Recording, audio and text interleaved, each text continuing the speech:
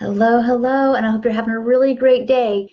And I'm wondering, is this something that has occurred to you that you're recognizing? Oh, now that I'm not dieting and I don't want to be in the chaos of deprivation-driven eating or emotional eating, what am I supposed to eat? What am I supposed to do? My name is Tracy Brown. I'm a somatic dietitian and an attuned eating specialist, and I'm your host of this Overthinking Intuitive Eating series. And in today's video, we're going to talk about what do I eat if I'm not dieting. I want to assure you that this actually is a very common, I think, struggle that people have, because let's say that you've been dieting since you were 10, or that you were food restricted when you were even younger than that for whatever reason, or that food wasn't consistent. Maybe there was some real food insecurity. Maybe there was food insecurity because of a restrictive environment for whatever reason, or you were kind of really on your own. And so in those cases, usually we're pretty used to just doing what is easiest, what the status quo is, and that's kind of how we know how to eat or cook or fend for ourselves, essentially.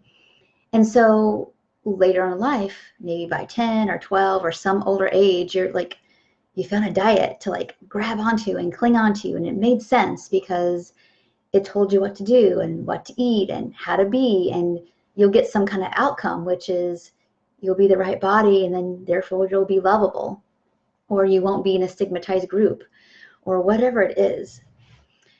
And so I think sometimes it's really hard when we stop following a formula. And it doesn't always have to be, of course, we live in the age right now of the wellness diets, right? So it's like nobody really diets. When people come to me their first session, like, I don't really diet. I just do this thing that I made up, or I just eat clean, or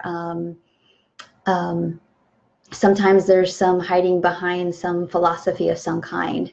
And it may be that some of the eating is based on some kind of morality or ethics, but a lot of it also is a way to just kind of limit. And maybe it wasn't done on purpose, but that's how it turned out. So regardless, it's really hard when it's like the gates are open, you can do what you want, and a lot of us don't know how to step outside the door and look around because we don't know what we want. We don't really know that it's okay to want what we want, or even know how to eat it. And so I want to just encourage you and reassure you that even though everybody's different, there's some basic things you can start with. Now, a lot of people who have read, probably, there's all kinds of books out there that are all fabulous and they help a lot of people, but not all books are going to help all people.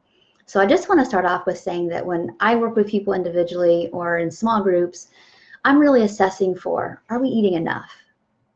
Are you getting your energy needs met? That has to be number one. And again, sometimes nutrition has to be put on the back burner to accomplish that and to do it in a free kind of way. Some people start in attuned eating that they have some health concerns that will, they will feel the effects of that if that's not honored. And so sometimes holding off gentle nutrition till the end doesn't work as well for some people. Then other people, they just really need to do that. And so you want to assess for a couple of things. And all this is done, you have to kind of really think mentally, okay, am I making food choices based off of restriction, deprivation, and fear, or am I starting to even think about making food choices from a place of how do I nourish and nurture the body I have at this present moment? Okay, so that's number one, is you got to be eating enough. Number two, making food decisions, we need to have it come from a place of doing the best we can in any circumstances with the food we have available, and the bodies we have. So when people come to me and they have diabetes, I'm not like saying it doesn't matter what you eat all the foods. It does matter, because I think whether you have PCOS or diabetes, or maybe there is an actual major food allergy that needs to be addressed, it doesn't mean that we don't honor that. It just means we have to work within that structure, because the body at that moment in time, whether it's a forever thing or if it's a this is just for now thing until my body has more time to rest and digest and heal and get out of the restrictive patterns or the chaotic patterns. That for now, this is what I need to do, but it may not be a forever thing. So I really caution people to not cling on to their beliefs of what their body can and can't do. It really just needs to be like a week by week thing. Unless there's some kind of very other established condition going on that maybe you've experimented with and it's like, no, there's some hard facts in my situation, but that's not everybody's situation. So that's the second part, is what do I do if I'm not dieting or if I'm not chaotically eating and binging and eating to ground myself and all that. Which brings me to number 3. Is that a lot of times when we stop dieting or we're like really looking to slow down and be more conscious about, is my eating based in emotion? Is it based in physiologic cues? When we start learning that, there is an expectation that you're going to miss the mark. I'm not going to even use the word make mistakes, because we have to learn how to eat. If you've been dieting for any amount of years, even more than 1 year, or if you've been binge eating or eating in secret or whatever for any amount of time, more than probably a year, you're going to have some misattunements with your body. And so it's going to take some time to work on learning the difference between our resonant hunger, which is based on what's going on in our nervous system, emotion, maybe what we always do, which might be habit or whatever, and what our body's cues are for, and what our body's cues are pointing towards. And so lastly, what I'll leave it with, so I left you with a lot of points today. What do I eat if I'm not dieting, or if I'm not in this chaotic maybe space with my eating, or non-resonant space with my eating, with my hunger or fullness cues, like the biology of it, is sometimes the best thing you can do is actually set up some gentle containment. And I know a lot of people are going to be like, it's going to feel like restriction, and it might.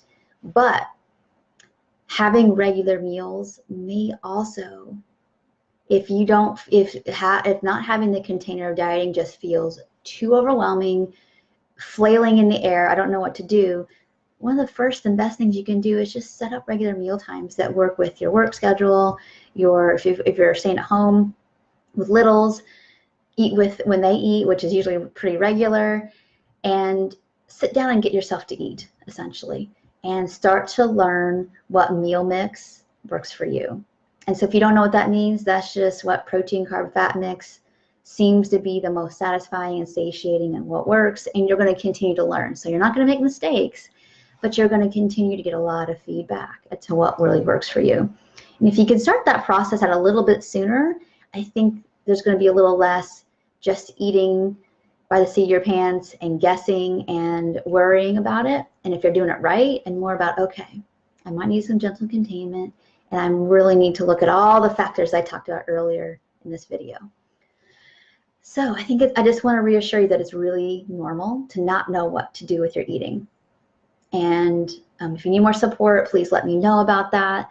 I do both individual and we do group work that really start to kind of bring a container into the chaos first, and then work through total full permission and total, am I eating and making food choices based on how to ground and manage emotion, or to feel something? Am I eating based on out of fear, out of all or nothing thinking? Like what is driving the bus with the food decisions if I don't know what to do?